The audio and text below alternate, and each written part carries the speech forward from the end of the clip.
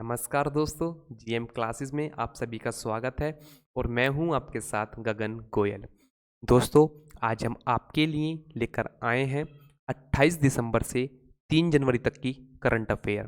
दोस्तों, इस वीडियो में हम आपके साथ सभी करंट अफेयर के क्वेश्चनों को डीपली डिस्कस करते हैं और इस वीडियो की पीडीएफ के लिए आप हमारा टेलीग्राम चैनल भी ज्वाइन कर सकते हैं, जिसका लिंक आपको डिस्क्रिप्शन बॉक्स में दे दिया गया है। तो आइए बिना किसी देरी के देखते हैं आज का फर्स्ट क्वेश्चन। हमारा फर्स्ट क्वेश्चन है, China will overtake USA to become the world biggest economy in which year. यानी कि चाइना यूएसए को ओवरटेक कर लेगा और वर्ल्ड की बिगेस्ट इकोनॉमी बन जाएगा किस ईयर तक? Option A 2030, option B 2028, option C 2031 या फिर ऑप्शन डी 2026। तो दोस्तों, जो चाइना यूएसए को ओवरटेक करेगा वो करेगा 2028 तक। कब तक? 2028 तक चाइना यूएसए को ओवरटेक करके वर्ल्ड की बिगेस्ट इकोनॉमी बन जाएगा। तो दोस्तों, आपसे क्वेश्चन बन सकता है कि इस रिपोर्ट को किसके द्वारा रिलीज किया गया था? तो इस रिपोर्ट को the centre for economics and business research के द्वारा रिलीज किया गया था। और दोस्तों, इन्होंने ये बोला है कि कोविड-19 के चलते जो वर्ल्ड की इकोनॉमी डाउन गई है, उसके कारण चाइना यूएसए को 5 साल पहले ही ओवरटेक कर लेगा। यानी कि पहले जो एस्टीमेट लगाया जा रहा था वो लगाया जा रहा था कि 2033 तक या फिर 2035 तक जो चाइना है वो यूएसए को ओवरटेक करके वर्ल्ड की बिगेस्ट इकोनॉमी बन जाएगा। लेकिन कोविड-19 के चलते जो वर्ल्ड की इकोनॉमी डाउन गई है, उसके कारण चाइना 2028 तक ही यूएसए को ओवरटेक करके वर्ल्ड की बिगेस्ट इकोनॉमी बन जाएगा। और दोस्तों, इस रिपोर्ट में ये भी बोला गया है कि जापान 2030 तक तो वर्ल्ड की थर्ड लार्जेस्ट इकोनॉमी रहेगा, लेकिन 2030 में इंडिया इसे ओवरटेक करके वर्ल्ड की थर्ड लार्जेस्ट इकोनॉमी बन जाएगा। तो पहले नंबर पर चाइना, दूसरे नंबर पर यूएसए और थर्ड नंबर पर आपका इंडिया होगा। तो आइए चलते हैं नेक्स्ट क्वेश्चन पर। हमारा नेक्स्ट क्वेश्चन है, India purchase KA-226D utility helicopter from which country. यानी कि इंडिया KA-226D यूटिलिटी हेलीकॉप्टर किस कंट्री से खरीद रहा है? Option A USA, option B Russia, option C France या फिर option D none of these. तो दोस्तों, ये जो KA-226D यूटिलिटी हेलीकॉप्टर हैं, ये खरीदे जा रहे हैं आपके कहाँ से? रशिया से। कहाँ से? रशिया से। दोस्तों, ये एग्रीमेंट साइन किया गया था आपका 2015, लेकिन किसी कारणवश इस ऑर्डर में लेट हो गया। तो अब जो 200 हमारे 200 KA-226D यूटिलिटी हेलीकॉप्टर हैं, वो जल्द ही भारत आने वाले हैं। और दोस्तों, आपसे क्वेश्चन बन सकता है कि जो KA-226D यूटिलिटी हेलीकॉप्टर हैं, वो एयरफोर्स के अंदर किस हेलीकॉप्टर को रिप्लेस करेंगे? तो दोस्तों, ये रिप्लेस करेंगे आपके चेतक और चीता नाम के जो लाइट हेलीकॉप्टर हैं, जो कि 1960 से फ्रेंच डिजाइन पे बेस्ड हैं। उनको ये रिप्लेस करेगा। किसको? चेतक और चीता को ये रिप्लेस करेगा। तो आइए चलते हैं नेक्स्ट क्वेश्चन पर। नेक्स्ट क्वेश्चन है, recently scientist has collected the first possible radio signal from a planet beyond our solar system is placed how many light year away.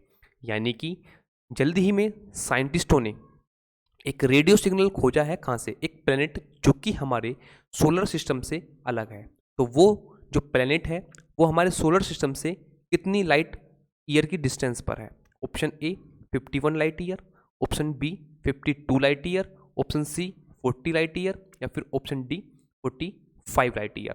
तो दोस्तों, ये जो प्लेनेट हमारा खोजा गया है, जहाँ से रेडियो सिग्नल हमारे साइंटिस्टों ने प्राप्त किए हैं, तो वो है आपका 51 लाइट ईयर अवे। कितना?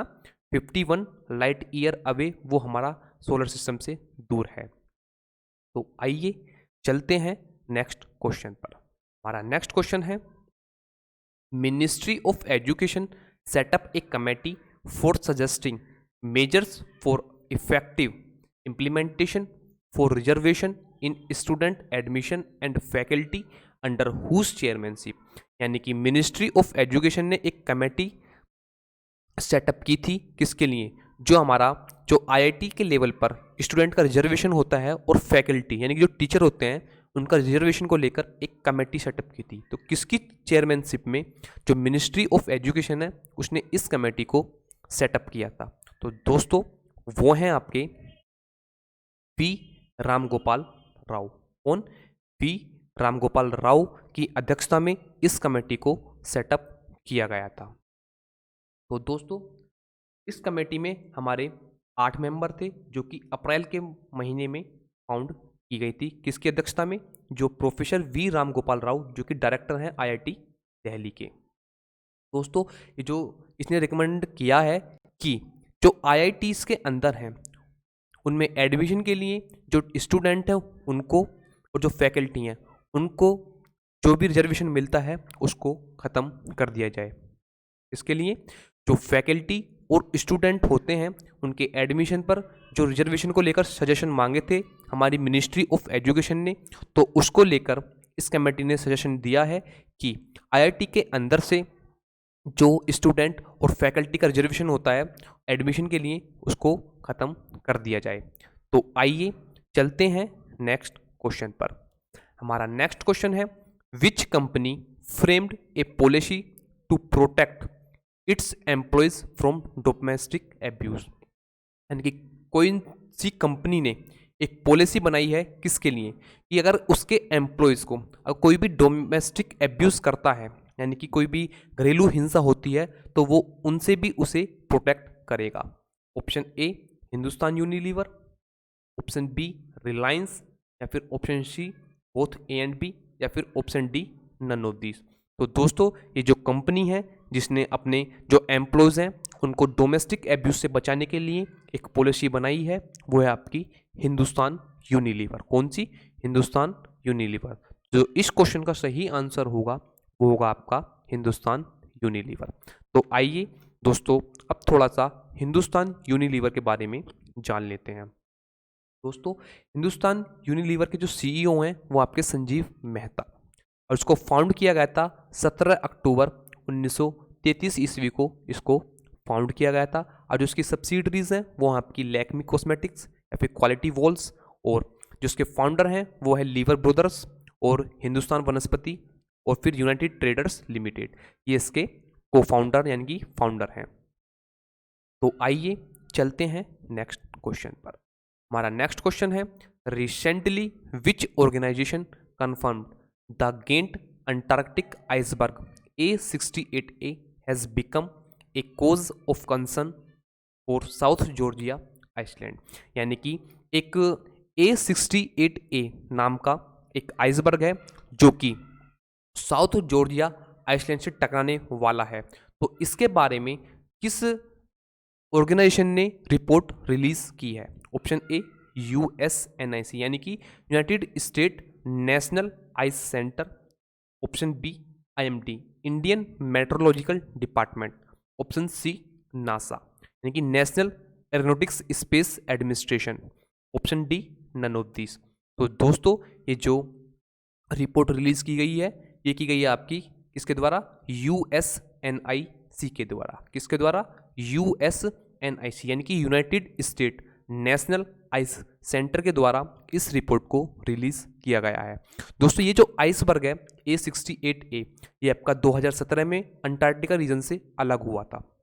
दोस्तों आइसबर्ग एक बर्फ का बहुत बड़ा टुकड़ा होता है जो कि आज जल्दी में ये रिपोर्ट रिलीज की गई है उसके द्वारा बताया गया है कि जो ब्रिटिश टेरिटरी आपकी साउथ जॉर्जिया तो इसके पास जाकर ये टकराने वाला है, और इससे जो खतरा होगा वो ये होगा कि इस समय जो साउथ जॉर्जिया आइसलैंड है उस पर जो आपकी पेंगुइन्स होती हैं उनकी ब्रीडिंग का टाइम पीरियड है, तो इसलिए बहुत सारी पेंगुइन्स इसके टकराने से मारी जा सकती हैं।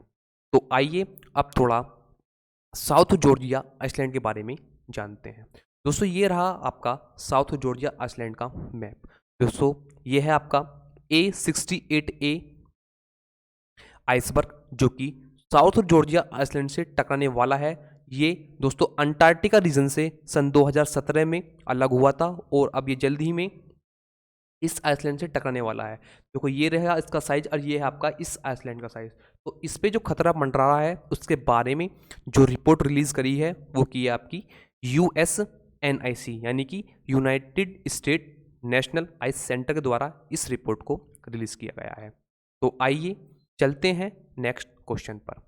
हमारा नेक्स्ट क्वेश्चन है ई संपदा mobile app launched by which ministry, यानी कि ई संपदा मोबाइल ऐप किस मिनिस्ट्री के द्वारा लॉन्च किया गया। तो दोस्तों इसको रिलीज किया गया ministry of housing and urban affairs के द्वारा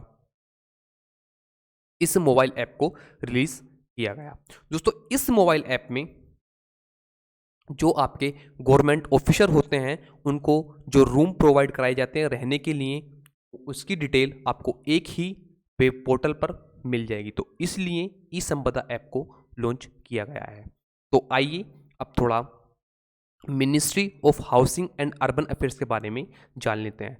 दोस्तों इस मिनिस्ट्री को 1952 ईस्वी में फाउंड किया गया था। किसमें? 1952 ईस्वी में इसको फाउंड किया गया था।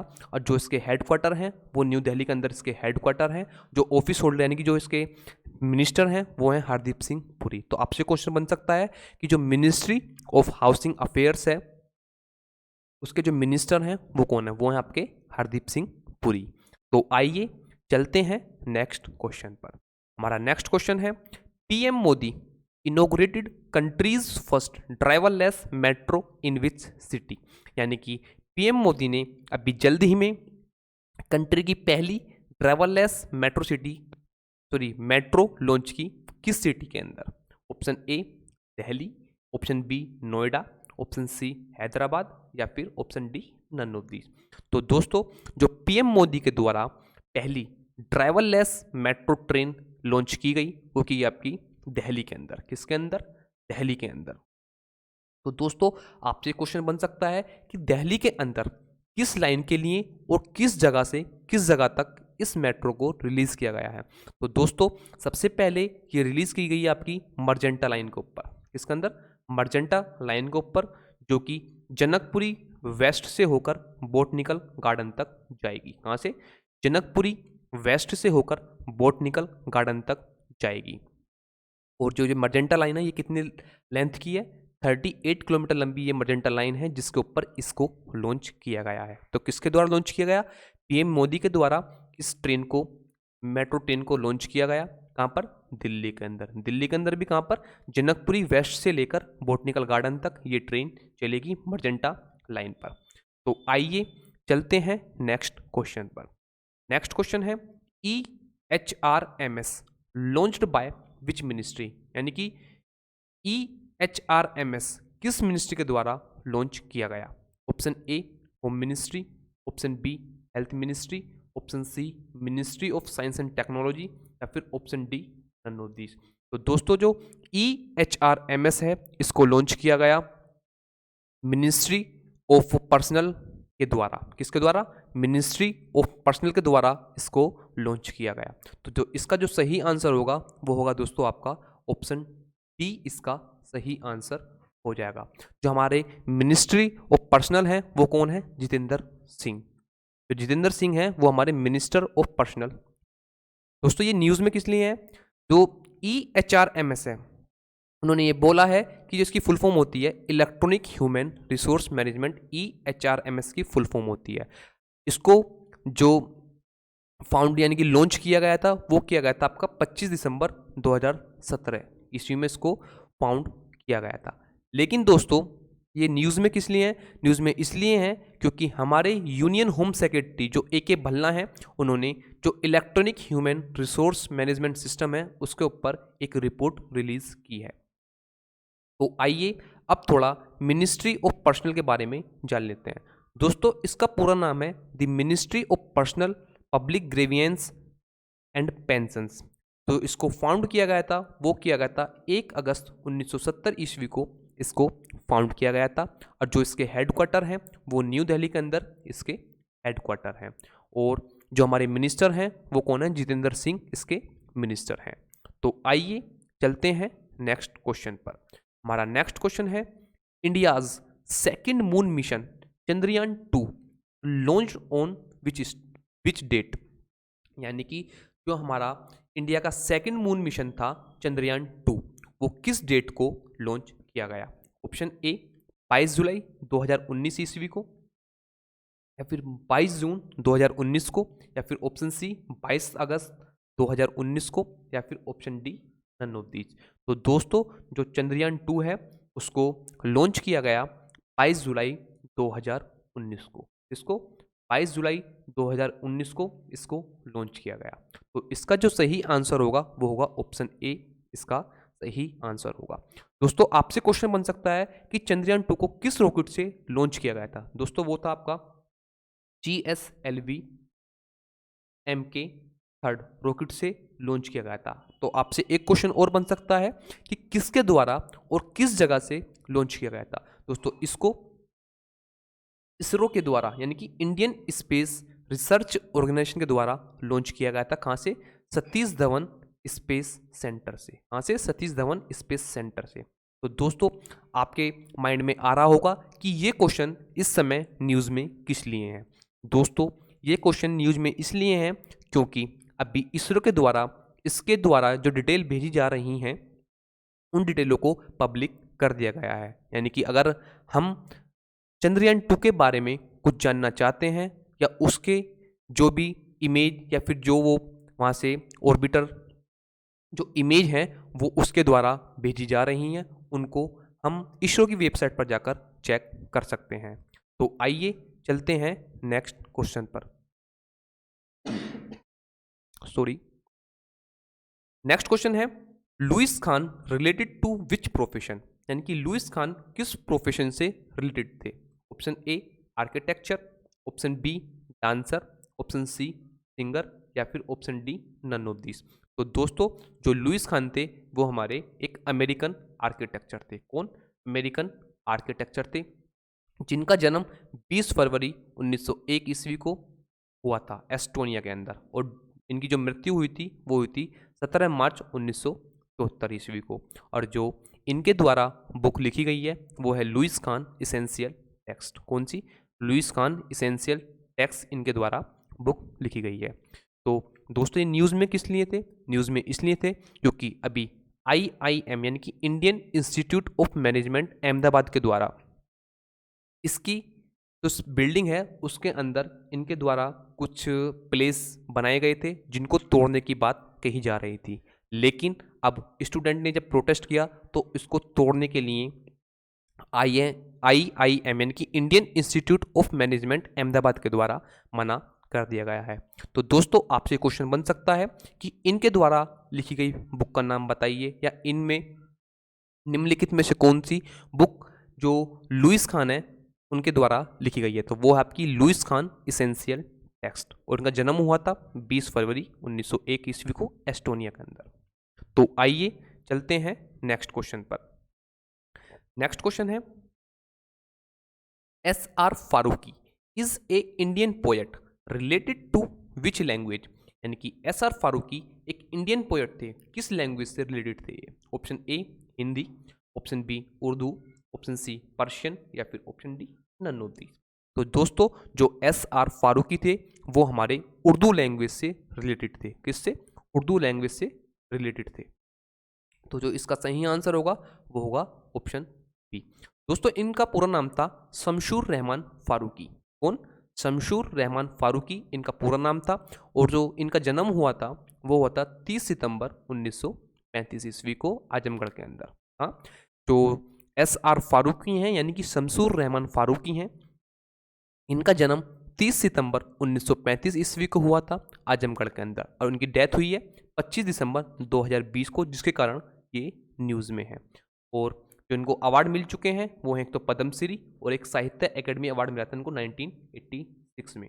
इसमें 1986 में इन्हें साहित्य अकेडमी अवार्ड भी दिया जा चुका है और पद्मश्री अवार्ड के भी ये विनर थे।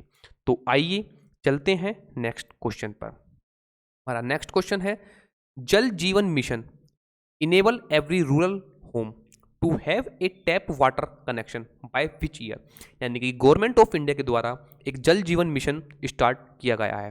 तो उसके अंदर जो हर किसी घर में किस ईयर तक वाटर कनेक्शन यानी कि एक वाटर कनेक्शन पहुंचाने की बात की गई है। तो option A 2022, option B 2024, option C 2025 या फिर option D none of these. तो दोस्तों जल जीवन मिशन के अंतर्गत जो हर घर तक जो टैप वाटर यानी कि जो टोटी का वाटर होता है पानी, उसे पहुंचाने की बात की गई है, वो की गई है आपकी सन 2024 तक। कब तक? 2024 तक हर घर के अंदर जो टोटी वाला पानी होता है उसे पहुंचाने की बात कही गई है। तो कब तक? 2024 तक। तो इसका जो सही आंसर होगा वो होगा ऑप्शन बी। तो दोस्तों आइए अब थोड़ा मिनिस्ट्री ऑफ जल शक्ति के बारे में जान लेते हैं। दोस्तों मिनिस्ट्री ऑफ जल शक्ति को फाउंड किया गया था मई 2019 के अंदर। इसके अंदर मई 2019 के अंदर। तो आपसे क्वेश्चन बन सकता है कि मिनिस्ट्री ऑफ जल शक्ति को किस दो मिनिस्ट्री के द्वारा मर्ज करके बनाया गया है? तो वो है आपकी number 1 ministry of water resource, river development and Ganga rejuvenation, and दूसरी मिनिस्ट्री है वो आपकी ministry of drinking water and sanitation. तो दोस्तों जो मिनिस्ट्री ऑफ जल शक्ति है उसको ministry of water resources, river development and Ganga rejuvenation और ministry of drinking water and sanitation को मर्ज करके बनाया गया है। किसमें? मई 2019 में इसको फाउंड किया गया था और गजेंद्र सिंह शेखावत इसके मिनिस्टर हैं। इतने जो हमारे यूनियन मिनिस्टर हैं वो कौन है इसके? गजेंद्र सिंह शेखावत। तो आइए चलते हैं नेक्स्ट क्वेश्चन पर। हमारा नेक्स्ट क्वेश्चन है USA plan to have the first nuclear reactor on the moon by which year, यानी कि जो यूनाइटेड स्टेट ऑफ अमेरिका है वो एक प्लान बना रहा है किसके ऊपर? मून के ऊपर एक न्यूक्लियर रिएक्टर सेटअप करने का। तो वो किस ईयर तक बना रहा है? Option A 2026, option B 2027, option C 2040 या फिर ऑप्शन डी 2050। तो दोस्तों जो यूएसए चंद्रमा के ऊपर न्यूक्लियर रिएक्टर फाउंड करने की जो योजना बना रहा है वो बना रहा है आपका 2026 तक। कब तक? 2026 तक यूएसए मून के ऊपर एक न्यूक्लियर रिएक्टर फाउंड करेगा। और दोस्तों इस रिएक्टर की खास बात यह है कि इसको पृथ्वी पर ही तैयार किया जाएगा और ये अपने आप जाकर मून पर सेटअप होगा। और इसके अंडर जो काम करेंगे यानी कि इसके ऊपर जो वर्क करने वाली हैं वो है अमेरिका का डिपार्टमेंट ऑफ एनर्जी भी इस प्रोजेक्ट के ऊपर काम करने वाला है। कौन सा? डिपार्टमेंट ऑफ एनर्जी जो है अमेरिका का और नासा दोनों मिलकर इसके ऊपर काम करेंगे। नासा और डिपार्टमेंट ऑफ एनर्जी जो है यूएसए का वो इसके ऊपर काम करेंगे। तो आइए चलते हैं नेक्स्ट क्वेश्चन पर। हमारा नेक्स्ट क्वेश्चन है Monpa handmade paper related to which state, यानी कि एक मोनापा हैंडमेड पेपर है वो किस स्टेट से रिलेटेड है? Option A Manipur, option B Arunachal Pradesh, option C Mizoram या फिर option D none of these. तो दोस्तों जो मोनापा हैंडमेड पेपर है ये आपके अरुणाचल प्रदेश से रिलेटेड है। कहाँ से?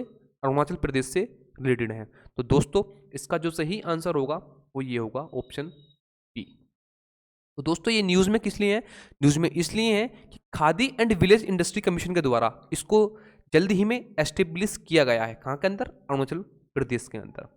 तो दोस्तों आपसे क्वेश्चन बन सकता है कि जो मोनापा हैंडमेड पेपर है इसका ओरिजिन कहाँ से है? तो दोस्तों the art of Monpa handmade paper originated in China around 1000 years ago, यानी कि जो इसका ओरिजिन है वो है आपका कहाँ से? चाइना से। तो आइए अब थोड़ा khadi and village industry commission के बारे में जान लेते हैं। दोस्तों khadi and village industry commission को फाउंड किया गया था 1956 में। किसके द्वारा? Khadi and village industry commission act of 1956 के द्वारा इसको फाउंड किया गया था। और जो इसके हेडक्वार्टर हैं वो मुंबई के अंदर इसके हेडक्वार्टर है। और जो इसके चेयरपर्सन है वो है विनय कुमार सक्सेना, इसके चेयरपर्सन है। और आपसे क्वेश्चन बन सकता है कि khadi and village industry commission जो है वो किस मिनिस्ट्री के अंडर में काम करता है। तो दोस्तों जो KVIC है, इसकी शॉर्ट फॉर्म होती है दोस्तों KVIC, यानी कि khadi village and industry commission. तो ये काम करता है आपका ministry of micro small and medium enterprise के अंडर ये काम करता है। तो दोस्तों आप मुझे कमेंट बॉक्स में कमेंट करके बताइए कि हमारे मिनिस्टर ऑफ MSMEs कौन है। तो आइए चलते हैं नेक्स्ट क्वेश्चन पर। नेक्स्ट क्वेश्चन है which village of Ladakh received electricity connection recently, यानी कि लद्दाख के किस गांव को जल्दी में बिजली कनेक्शन प्रोवाइड कराए गए हैं। तो दोस्तों वो है आपका उम्बा विलेज। कौन सा? उम्बा विलेज के अंदर जल्द ही में अभी बिजली कनेक्शन प्रोवाइड कराए गए हैं। तो the 5 mohallas in Umba village received electricity connection today. दोस्तों जो उम्बा विलेज के 5 मोहल्ले हैं उनको जल्द ही में इलेक्ट्रिसिटी कनेक्शन प्रोवाइड कराए गए। दोस्तों मैं आपको बता दूं कि ये कारगिल जो हमारी जगह है लद्दाख के अंदर, वहाँ से 60 किलोमीटर दूरी पर स्थित ये गांव है जहां आज से पहले कोई भी इलेक्ट्रिसिटी नहीं थी। तो ये गांव न्यूज़ में इसलिए है क्योंकि आज से पहले यहाँ पर कोई भी इलेक्ट्रिसिटी नहीं थी और गवर्नमेंट ऑफ इंडिया के द्वारा लद्दाख में जो उम्बा विलेज है उसमें अभी जल्द ही में जो इलेक्ट्रिसिटी कनेक्शन है वो प्रोवाइड कराए गए हैं। तो आइए चलते हैं नेक्स्ट क्वेश्चन पर। नेक्स्ट क्वेश्चन है recently Indian railways commissioned A coach factory in which state, यानी कि जल्दी में इंडियन रेलवे के द्वारा एक कोच फैक्ट्री को कमीशन किया गया, किस स्टेट के अंदर। Option A West Bengal, option B Andhra Pradesh, option C Telangana या फिर ऑप्शन डी महाराष्ट्र। तो दोस्तों जो इंडियन रेलवेज के द्वारा कोच फैक्ट्री को कमीशन किया गया है वो किया गया आपका महाराष्ट्र के अंदर। किसके अंदर? महाराष्ट्र के अंदर इस कोच फैक्ट्री को एस्टेब्लिश यानी कमीशन किया गया है। तो आपसे क्वेश्चन बन सकता है कि इस कोच फैक्ट्री को महाराष्ट्र के किस जिले के अंदर कमीशन किया गया है। तो दोस्तों जो मराठवाड़ा रेल कोच फैक्ट्री इस कंप्लीट नाम है, इन लातूर महाराष्ट्र।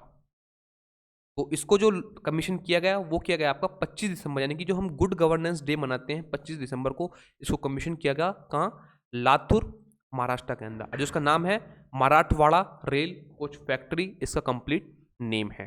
तो आइए चलते हैं नेक्स्ट क्वेश्चन पर।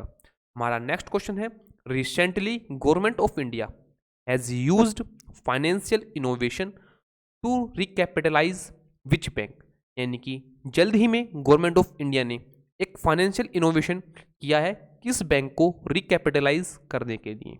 Option A Yes Bank, option B Punjab and Sind bank, option C both A and B या फिर नन ऑफ दिस।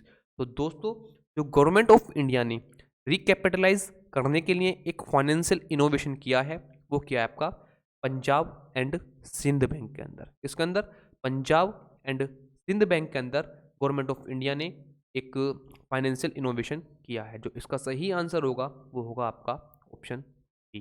तो दोस्तों आपसे क्वेश्चन बन सकता है कि गवर्नमेंट ऑफ इंडिया ने कितने रुपए का फाइनेंशियल इनोवेशन किया है। तो दोस्तों ये है आपका 5500 करोड़ रुपए का, यानी 5500 रुपीज जो करोड़ रुपीज हैं इनका फाइनेंशियल इनोवेशन किया है पंजाब एंड सिंध बैंक के अंदर। तो आइए अब थोड़ा पंजाब एंड सिंध बैंक के बारे में जान लेते हैं। दोस्तों जो पंजाब एंड सिंध बैंक के हेडक्वार्टर है वो आपका दिल्ली के अंदर है और जो गवर्नमेंट ऑफ इंडिया का इसके अंदर स्टेक है वो है आपका 83.06% का। और जो इसके फाउंडर हैं वो हैं वीर सिंह, इसके फाउंडर हैं और इसको फाउंड किया गया था 24 जून 1908 ईस्वी को पंजाब एंड सिंध बैंक को फाउंड किया गया था। और लगभग इसकी 1526 से ज़्यादा ब्रांच भी हैं जो कि 31 मार्च 2020 का डाटा है। तो आइए चलते हैं नेक्स्ट क्वेश्चन पर। हमारा नेक्स्ट क्वेश्चन है PMJ सेहत इज लॉन्च्ड बाय, यानी कि एक PMJ सेहत स्कीम है वो किसके द्वारा लॉन्च की गई। Option A PM Modi, option B Amit Shah, option C Rajnath Singh या फिर option D none of these. तो दोस्तों PMJAY सेहत स्कीम जो है वो आपकी प्राइम मिनिस्टर नरेंद्र मोदी जी के द्वारा लॉन्च की गई। दोस्तों ये न्यूज़ में किस लिए है, क्योंकि अभी पीएम मोदी के द्वारा पीएमजे सेहत स्कीम को जम्मू कश्मीर के लिए लॉन्च किया गया। किसके लिए? जम्मू कश्मीर के लिए इसको लॉन्च किया गया। तो दोस्तों ये स्कीम आपकी आयुष्मान भारत स्कीम ही है। इसका पूरा नाम है आयुष्मान भारत प्रधानमंत्री जन आरोग्य योजना, जो कि इंडिया के लगभग 40% पीपल को हेल्थ केयर बीमा यानी कि जो आपका बीमा होता है वो प्रोवाइड कराती है। और इसको लॉन्च किया गया था आपका 23 सितंबर 2018 ईस्वी को। किसके अंदर, यानी किस डेट में? 23 सितंबर 2018 को इसको लॉन्च किया गया था। तो आपसे क्वेश्चन बन सकता है कि ये किस मिनिस्ट्री के अंडर में काम करती है? तो दोस्तों ये काम करती है आपकी ministry of health and family welfare के अंडर में काम करती है। तो आइए चलते हैं नेक्स्ट क्वेश्चन पर। हमारा नेक्स्ट क्वेश्चन है, who is India's youngest mayor, यानी कि इंडिया का यंगेस्ट मेयर कौन है? तो दोस्तों वो हैं आपकी आर्या राजेंद्रन। कौन? आर्या राजेंद्रन इंडिया की यंगेस्ट मेयर बन गई हैं। दोस्तों आर्या राजेंद्रन जो हैं एक यंगेस्ट मेयर हैं कंट्री की, यानी इंडिया कंट्री की यंगेस्ट मेयर हैं। ये ओनली 21 ईयर ओल्ड है। कितनी? यानी कि लगभग केवल 21 साल की हैं। इसकी 21 साल की हैं ये लगभग। और ये उन्होंने इलेक्शन जीता है कहाँ का? जो मेयर ऑफ तिरुवनंतपुरम कॉरपोरेशन, जो कि सबसे लार्जेस्ट अर्बन बॉडी है केरला की। कहाँ की? केरला की। तो आपसे क्वेश्चन बन सकता है कि जो आर्या राजेंद्रन है वो किस स्टेट से बिलोंग करती हैं? तो वो करती हैं आपकी केरला से। और इन्होंने अभी जल्दी ही में तिरुवनंतपुरम कॉरपोरेशन, जो कि लार्जेस्ट अर्बन बॉडी है केरला की, उसका मेयर का चुनाव जीता है। दोस्तों आर्या राजेंद्रन एक बीएससी मैथ की सेकेंड ईयर स्टूडेंट है। कहाँ से? ओल्ड सेंट्स कॉलेज की, तिरुवनंतपुरम की। तो और इन्होंने जो है आपका जो यंगेस्ट मेयर का अवार्ड भी इन्होंने जीत लिया है, क्योंकि मात्र ये कितने की हैं? 21 साल की हैं। और केरला के अंदर जो Thiruvananthapuram largest urban body corporation है उसका मेयर का चुनाव जीता है।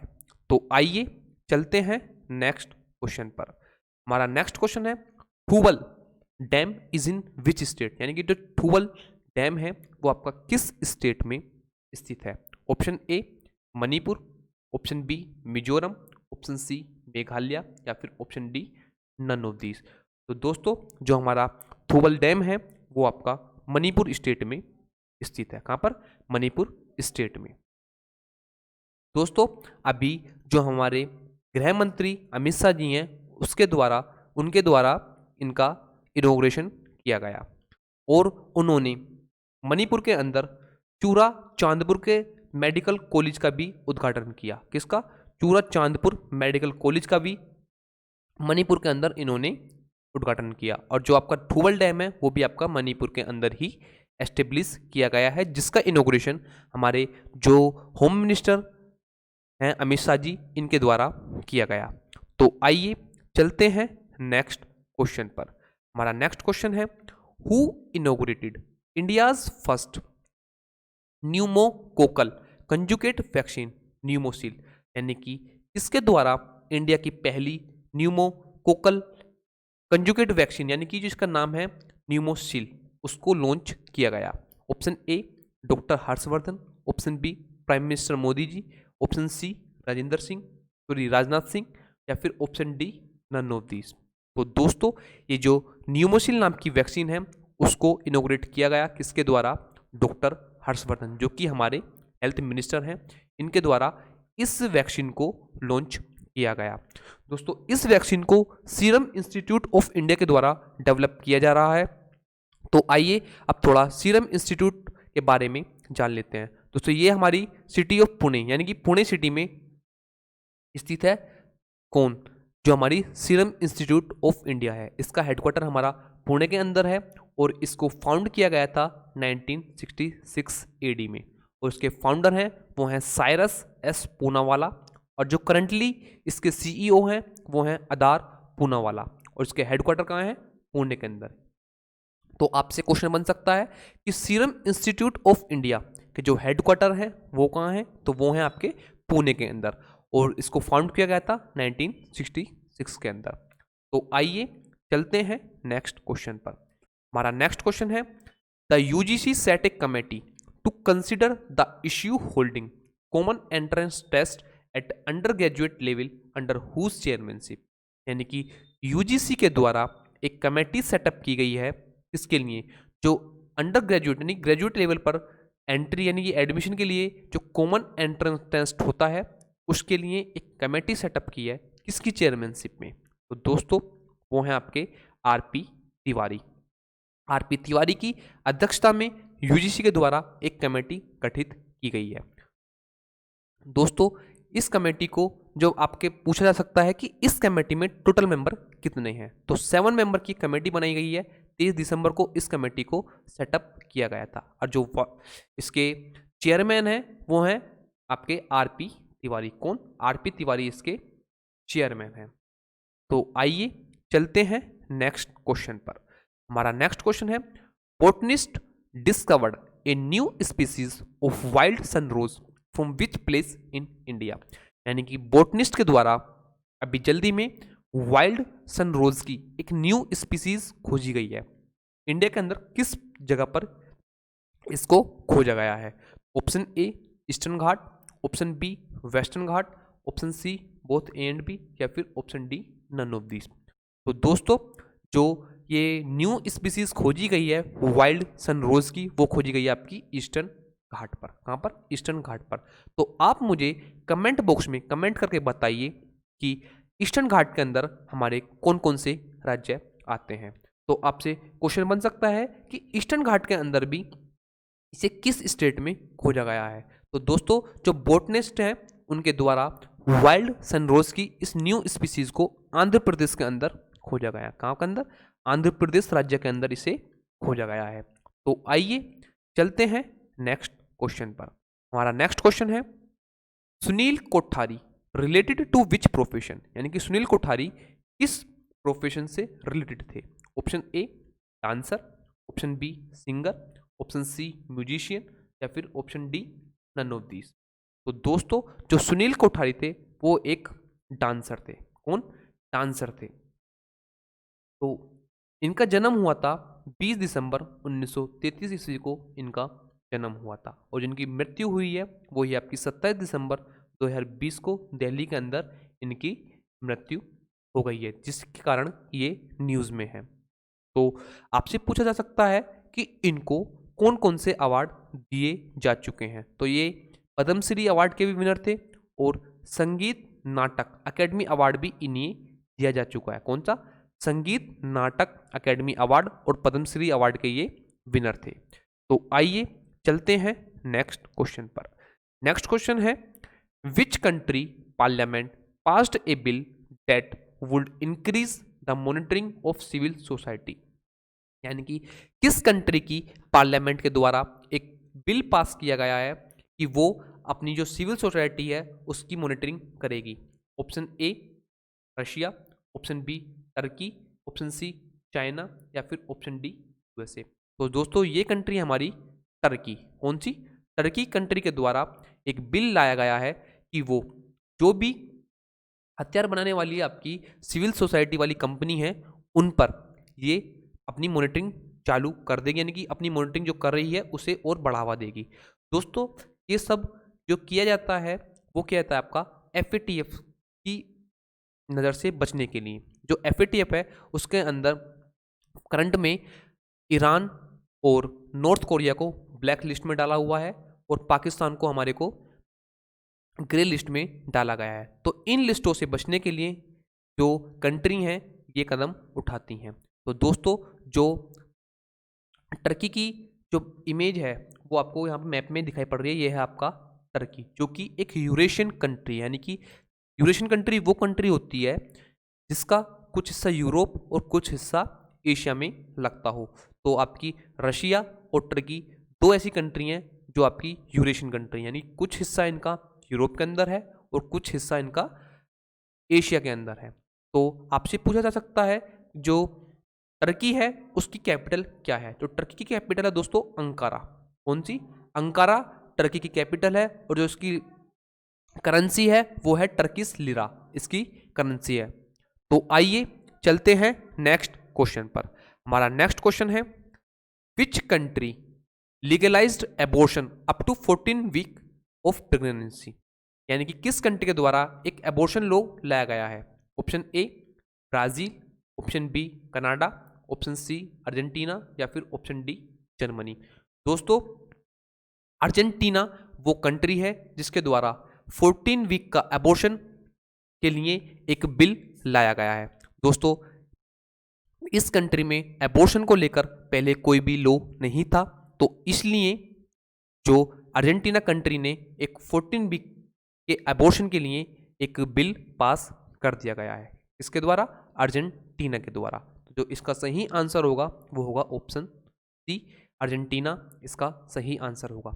तो दोस्तों आपसे क्वेश्चन बन सकता है कि अभी जल्दी में इंडिया में भी जो एबॉर्शन का टाइम पीरियड है वो बढ़ाया गया था। तो वो किया गया था आपका, पहले इंडिया के अंदर 20 वीक तक कोई भी एबॉर्शन करा सकता था, लेकिन अब इस टाइम पीरियड को बढ़ाकर 24 वीक कर दिया गया है। 24 वीक कर दिया गया है। तो आइए अब थोड़ा अर्जेंटीना के बारे में जान लेते हैं। दोस्तों जो अर्जेंटीना की कैपिटल है वो है ब्यूनोस एयरेस, इसकी कैपिटल है। और जो इसके प्रेसिडेंट हैं वो हैं अल्बर्टो फर्नांडीज, और जो करेंसी है वो है अर्जेंटीना पीसो, इसकी करेंसी है। तो आइए चलते हैं नेक्स्ट क्वेश्चन पर। नेक्स्ट क्वेश्चन है, new Bhaupur new Khurja corridor in which state, यानी कि अभी पीएम मोदी के द्वारा इसका इनॉग्रेशन किया गया। तो ये जो आपका न्यू भावपुर और न्यू खुर्जा कॉरिडोर है वो किस स्टेट में है। Option A Uttar Pradesh, option B Madhya Pradesh, option C Gujarat या फिर option D none of these. तो दोस्तों ये जो new Bhaupur new Khurja corridor है ये आपका उत्तर प्रदेश के अंदर स्थित है। कहाँ पर? उत्तर प्रदेश के अंदर स्थित है। तो आइए अब थोड़ा इसके बारे में जान लेते हैं। दोस्तों ये दो कॉरिडोर अभी लॉन्च किए गए हैं हमारे प्राइम मिनिस्टर नरेंद्र मोदी जी के द्वारा। तो दोस्तों आपसे क्वेश्चन बन सकता है कि जो पहला कॉरिडोर है वो आपका पंजाब के लुधियाना को जोड़ेगा दनकुनी वेस्ट बंगाल से, यानी कि जो पंजाब में जो लुधियाना है वहां से दनकुनी वेस्ट बंगाल तक ये जो हमारा ट्रेड का रोड है उसको जोड़ेगा। और जो सेकंड है वो आपका महाराष्ट्र को जोड़ेगा किससे? यूपी दादरी से। जो आपका दादरी है वो आपका यूपी के अंदर है, तो सेकंड कॉरिडोर है वो जोड़ेगा आपका महाराष्ट्र को दादरी यूपी से। तो आइए चलते हैं नेक्स्ट क्वेश्चन पर। हमारा नेक्स्ट क्वेश्चन है, measuring trend inflation in India working paper released by which organisation, यानी कि इन्फ्लेशन को लेकर अभी एक वर्किंग पेपर रिलीज किया गया है किस ऑर्गेनाइजेशन के द्वारा। तो दोस्तों ये जो रिलीज किया गया है ये है आपका आरबीआई, यानी कि रिजर्व बैंक ऑफ इंडिया के द्वारा इसको रिलीज किया गया है। कौन सा पेपर? जो हमारा trend inflation in India working paper है, इसको जो रिलीज किया गया है वो किया गया है किसके द्वारा? रिजर्व बैंक ऑफ इंडिया के द्वारा। दोस्तों रिजर्व बैंक ऑफ इंडिया और मॉनेटरी पॉलिसी जो कमेटी है दोनों मिलकर हमारे इन्फ्लेशन को कंट्रोल करते हैं। और जो इंडिया के अंदर टारगेट रखा गया है वो रखा गया है आपका 4+-2 जो है इन्फ्लेशन का टारगेट रखा गया है। तो आइए अब थोड़ा मॉनेटरी पॉलिसी कमेटी के बारे में जान लेते हैं। दोस्तों इसको फाउंड किया गया था 27 जून 2016 ईस्वी को। जो पेरेंट डिपार्टमेंट है वो है आपका रिजर्व बैंक ऑफ इंडिया। दोस्तों जो मॉनेटरी पॉलिसी कमेटी होती है उसके अंदर 6 मेंबर होते हैं। इस कमेटी को हेड करते हैं हमारे जो आरबीआई के गवर्नर हैं, जो कि करंट में हमारे शक्तिकांत दास जी हैं। और यानी कि इस कमेटी के अंदर 3 मेंबर होते हैं आपके आरबीआई के, और दोस्तों 3 मेंबर होते हैं आपके गवर्नमेंट ऑफ इंडिया के। और जो इस कमेटी को हेड करते हैं वो है हमारे आरबीआई के गवर्नर, जो कि हमारे अब करंट में शक्तिकांत दास हैं। तो आइए चलते हैं नेक्स्ट क्वेश्चन पर। हमारा नेक्स्ट क्वेश्चन है, digital ocean mobile app launched by which ministry, यानी कि डिजिटल ओशियन मोबाइल ऐप किस मिनिस्ट्री के द्वारा लॉन्च किया गया। Option A ministry of environment, option B ministry of earth and science, option C ministry of science and technology या फिर option D none of these. तो दोस्तों जो डिजिटल ओशियन मोबाइल ऐप है इसको लॉन्च किया गया आपका ministry of earth and science के द्वारा इसको लॉन्च किया गया। किसके द्वारा? Ministry of earth and science के द्वारा इसको लॉन्च किया गया। तो आपसे ये क्वेश्चन बन सकता है कि बताइए कि हमारे minister of earth and science कौन है? तो वो है हमारे डॉक्टर हर्षवर्धन। तो दोस्तों इस डिजिटल ओशन जो मोबाइल ऐप है, ये लॉन्च किस लिए किया गया है? दोस्तों ये लॉन्च इसलिए किया गया है, इसमें हम जो ओशन से रिलेटेड जितनी भी हमारी इंफॉर्मेशन है वो आप सभी को एक ही प्लेटफॉर्म पर अच्छी तरीके से प्रोवाइड करा दी जाएगी। और ये इंडिया के अंदर पहला ऐसा ऐप है जिसके द्वारा आपको ओशन के अंदर की जितनी भी इंफॉर्मेशन है जो हमारे साइंटिस्टों के पास होती है या फिर जो आपको प्रोवाइड करवाने लायक है, वो आपको इस ऐप पर आपको प्रोवाइड करा दी जाएगी।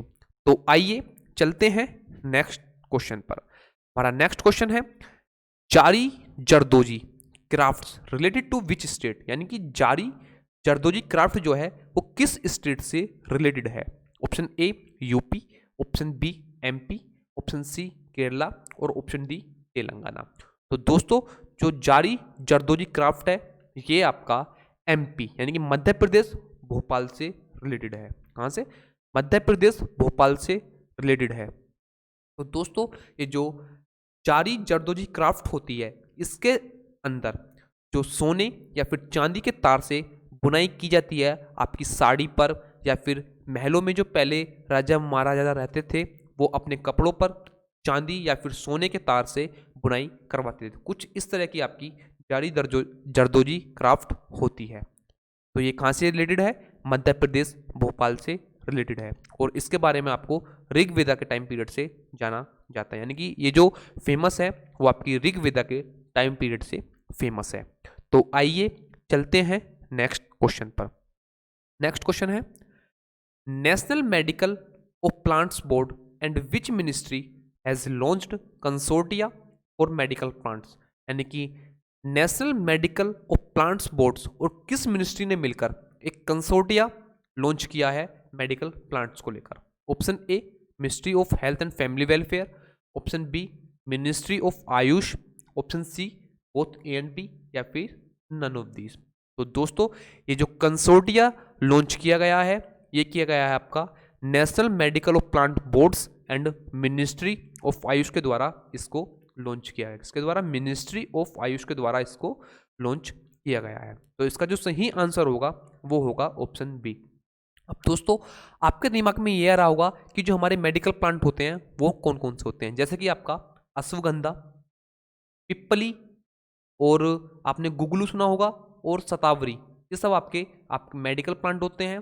और ये जो कंसोर्टिया लॉन्च किया गया है इसके द्वारा जो फार्मर्स होते हैं उनमें और जो गवर्नमेंट की कंपनी है उनमें एक लिंक बनाने की कोशिश की जाएगी जिससे कि इन प्लांटों को बोने के लिए किसानों को और बढ़ावा दिया जा सके और जो हमारा मेडिकल डिपार्टमेंट है उसमें भी इम्प्रूवमेंट लाया जा सके। तो आइए चलते हैं नेक्स्ट क्वेश्चन पर। हमारा नेक्स्ट क्वेश्चन है 100th किसान rail which is also playing between Sangola and which place? यानी कि जो 100वें नंबर की किसान रेल थी वो संगोला और किस जगह तक चलाई गई, यानी कि संगोला और किस जगह के बीच में ये चलाई गई है? तो दोस्तों जो हमारे 100 नंबर की जो किसान रेल थी उसको संगोला और शालीमार के बीच में चलाया गया है। कहाँ पे? संगोला और शालीमार के बीच में इसे चलाया गया है। कौन से नंबर की? जो 100 किसान रेल है। तो दोस्तों आपसे क्वेश्चन बन सकता है कि संगोला जो है वो हमारा किस स्टेट में स्थित है? तो दोस्तों संगोला जो है वो हमारा महाराष्ट्र राज्य में स्थित है और जो शालीमार है वो हमारा वेस्ट बंगाल से रिलेटेड है। तो दोस्तों ये जो हमारी 100वें नंबर की किसान रेल चलेगी वो चलेगी महाराष्ट्र के संगोला से लेकर वेस्ट बंगाल के शालीमार तक। तो दोस्तों आपसे क्वेश्चन बन सकता है कि जो पहली किसान रेल थी उसको कब लॉन्च किया गया था? तो दोस्तों 7 अगस्त को पहली किसान रेल को लॉन्च किया गया था जो कि महाराष्ट्र के देवलाली से लेकर बिहार के दानापुर तक चली थी। कौन सी? महाराष्ट्र के देवलाली से लेकर बिहार के दानापुर तक ये चली थी। पहली किसान रेल 7 अगस्त को लॉन्च की गई थी, 7 अगस्त 2020 को। तो आइए चलते हैं नेक्स्ट क्वेश्चन पर। नेक्स्ट क्वेश्चन है Shoolpaneshwar wildlife sanctuary is in which state, यानी कि शूलपनेश्वर वाइल्ड लाइफ सेंचुरी किस स्टेट में स्थित है। Option A Gujarat, option B UP, option C Goa या फिर ऑप्शन डी वेस्ट बंगाल। तो दोस्तों जो शूलपनेश्वर वाइल्ड लाइफ सेंचुरी है ये आपकी गुजरात राज्य में स्थित है। कहाँ पर? गुजरात राज्य में ये स्थित है। जो इसका सही आंसर होगा वो होगा ऑप्शन ए, इसका सही आंसर हो जाएगा। तो दोस्तों आपसे एक क्वेश्चन और बन सकता है कि ये कॉमन बाउंड्री शेयर करती है किस किस राज्य के बीच में। तो दोस्तों ये एमपी और महाराष्ट्र के बीच में ये एक कॉमन बाउंड्री शेयर करती है। कौन सी? शूलपनेश्वर वाइल्ड लाइफ सेंचुरी, जिसका जो स्थित है ये आपकी गुजरात राज्य में स्थित है और मध्य प्रदेश और महाराष्ट्र के साथ ये एक कॉमन बाउंड्री शेयर करती है। किसके में? मध्य प्रदेश और महाराष्ट्र के साथ एक कॉमन बाउंड्री शेयर करती है। तो आइए चलते हैं नेक्स्ट क्वेश्चन पर। नेक्स्ट क्वेश्चन है which person is known as lion of Nowshera, यानी कि किस पर्सन को लायन ऑफ नौशेरा के नाम से जाना जाता है। तो दोस्तों ये हैं आपके ब्रिगेडियर मोहम्मद उस्मान। कौन? ब्रिगेडियर मोहम्मद उस्मान को जाना जाता है as a lion of Naushera. कौन? As a lion of Naushera. दोस्तों इनका जन्म हुआ था 15 जुलाई 1912 ईस्वी को और जो इनकी डेथ हुई थी वो हुई थी 3 जुलाई 1948 ईस्वी को। ये एक हाईएस्ट रैंकिंग ऑफिसर थे इंडियन आर्मी के, जिनको मार दिया गया इंडो पाकिस्तान जो वार हुई थी आपकी 1947 में, उसके बीच इनको मार दिया गया था। तो आइए चलते हैं नेक्स्ट क्वेश्चन पर। रुको दोस्तों, आपसे एक क्वेश्चन और बन सकता है कि जो हमारे ब्रिगेडियर मोहम्मद उस्मान थे उनको कौन से आर्मी अवार्ड से नवाजा गया था। तो दोस्तों ये महावीर चक्र के विनर थे, इनको महावीर चक्र से नवाजा गया था। किसको? ब्रिगेडियर मोहम्मद उस्मान को। तो आइए चलते हैं नेक्स्ट क्वेश्चन पर। नेक्स्ट क्वेश्चन है government of India and which country signed A MOU, यानी कि memorandum of understanding in the peaceful uses of outer space, यानी कि आउटर स्पेस में जो सैटेलाइट हैं उनको यूज करने के लिए गवर्नमेंट ऑफ इंडिया और किस कंट्री के बीच में एक MOU साइन किया गया है। Option A Bangladesh, option B Bhutan, option C Canada या फिर option D none of these. तो दोस्तों गवर्नमेंट ऑफ इंडिया और भूटान कंट्री के द्वारा एक मेमोरेंडम ऑफ अंडरस्टैंडिंग साइन किया गया है कि इंडिया और भूटान दोनों मिलकर एक दूसरे के जो आउटर स्पेस सैटेलाइट हैं उनको यूज कर सकते हैं। तो किसके द्वारा? इंडिया और भूटान के द्वारा। तो आइए अब थोड़ा भूटान के बारे में जान लेते हैं। दोस्तों ये है आपका भूटान, जो हमारे इंडियन मैप में हमारा भूटान ये पड़ता है। तो आप मुझे कमेंट बॉक्स में कमेंट करके बताइए कि भूटान हमारा किस किस स्टेट को टच करता है। जो भूटान की कैपिटल है वो है आपकी थिम्पू और जो इसकी पॉपुलेशन है वो है लगभग 7.54 लाख, यानी कि वर्ल्ड बैंक के द्वारा इसकी पॉपुलेशन को लगभग 7.5 लाख के लगभग बताया जाता है। तो आइए चलते हैं नेक्स्ट क्वेश्चन पर। हमारा नेक्स्ट क्वेश्चन है which state sanction 12 new projects for the agriculture sector, यानी कि किस स्टेट के द्वारा 12 नए प्रोजेक्ट लगाए गए हैं एग्रीकल्चर सेक्टर को बढ़ावा देने के लिए। Option A Orissa, option B Gujarat, option C Nagaland या फिर ऑप्शन डी मिजोरम। तो दोस्तों ये जो सैंक्शन लगाए गए हैं ये लगाए गए हैं आपके उड़ीसा के द्वारा। जो 12 न्यू प्रोजेक्ट लगाए गए हैं वो किसके द्वारा लगाए गए हैं? उड़ीसा के द्वारा इन प्रोजेक्टों को लगाया गया है। तो इसका जो सही आंसर होगा वो होगा ऑप्शन ए, इसका सही आंसर हो जाएगा। तो दोस्तों जैसा कि गवर्नमेंट ऑफ इंडिया ने टारगेट रखा है कि हम 2022 तक जो किसानों की इनकम है उसको डबल कर देंगे, तो उसी के तहत इन 12 नए प्रोजेक्टों को लॉन्च किया गया है। तो आइए अब थोड़ा उड़ीसा के बारे में जान लेते हैं। दोस्तों उड़ीसा की जो पोजीशन है वो है ये रही हमारी इंडियन मैप के अंदर, ये रहा आपका उड़ीसा, जैसे कि जो रेड रेड आपको यहाँ मैप में दिखाई पड़ रहा है। जो उड़ीसा की कैपिटल है वो है भुवनेश्वर और जो गवर्नर हैं वो हैं गणेशी लाल और जो चीफ मिनिस्टर हैं वो है नवीन पटनायक और जो इसकी पॉपुलेशन है वो है लगभग 4.37 करोड़ उड़ीसा की पॉपुलेशन है। तो आइए चलते हैं नेक्स्ट क्वेश्चन पर। हमारा नेक्स्ट क्वेश्चन है, who inaugurated 7 national summit on good replicable practices, यानी किसके द्वारा 7th नेशनल समिट इनोग्रेट की गई। तो ये की गई आपकी ministry of health and family welfare के द्वारा इस मीटिंग को लॉन्च किया गया। तो दोस्तों जो इस तरह की पहली मीटिंग थी वो आपकी सन 2013 ईस्वी में श्रीनगर के अंदर कराई गई थी। किसके अंदर? श्रीनगर के अंदर। और ये जो मीटिंग थी इसका पूरा नाम था 7th national summit on good replicable practices and innovation in public health care system. क्या नाम था? Good replicable practices and innovation in public health care system इस मीटिंग का कंप्लीट नेम है। और इस तरह की जो पहली मीटिंग थी वो आपकी 2013 ईस्वी में श्रीनगर के अंदर इनोग्रेट की गई थी। तो आइए चलते हैं नेक्स्ट क्वेश्चन पर।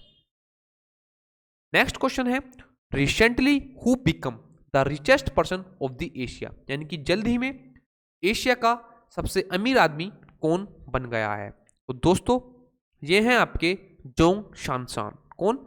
जोंग शानसान एशिया के सबसे रिचेस्ट पर्सन बन गए हैं। और जो इन्होंने रिप्लेस किया है वो किया है हमारे जो इंडिया के मुकेश अंबानी हैं उनको रिप्लेस किया है। और दोस्तों ये एक वाटर कंपनी के फाउंडर हैं। किसके? वाटर कंपनी के फाउंडर हैं, जिनकी नेट वर्थ जो बताई जा रही है वो बताई जा रही है 77.8 मिलियन डॉलर की इनकी नेट जो प्रॉपर्टी है वो बताई जा रही है।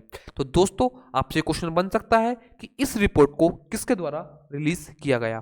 तो दोस्तों इसको रिलीज किया गया ब्लूमबर्ग के द्वारा इस इंडेक्स को रिलीज किया गया।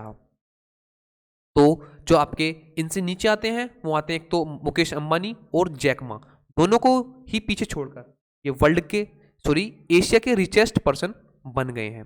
तो दोस्तों आज की वीडियो को हम यहीं समाप्त करते हैं। अगर आपको हमारी वीडियो पसंद आई हो तो इसको लाइक, शेयर, कमेंट जरूर करें और हमारे चैनल को सब्सक्राइब करना ना भूलें। धन्यवाद। जय हिंद।